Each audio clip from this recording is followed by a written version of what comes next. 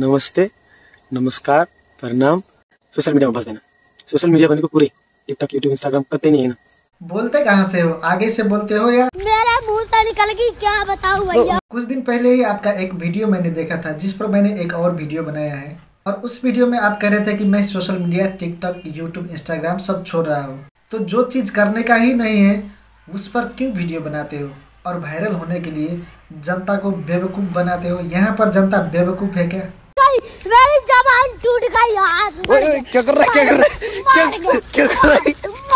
कसम का दिक्कत है। आप नेपाल मधेश के फेमस टिकटॉक स्टार है और आपको इतना सेल्फ रिस्पेक्ट होना चाहिए कि आपको क्या बोलना है और कब बोलना है, लेकिन आप आवेश में आके कुछ भी बोल देते हो। मतलब आपको तो इतना सेल्फ रिस्पेक्ट होना ही चाहिए।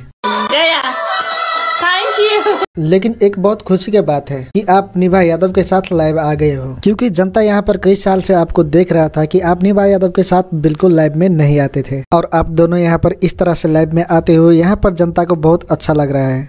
तो असल में इनके साथ हुआ क्या था अब जाके सबको पता चला है। अगर आपको भी पता हो तो आपने कमेंट में ज़रूर बताना है, नहीं तो मैं आपको अभी बताने वाला हूँ कि आखिर इन दोनों के साथ हुआ क्या था और इन दोनों के साथ आखिर क्या मसला है।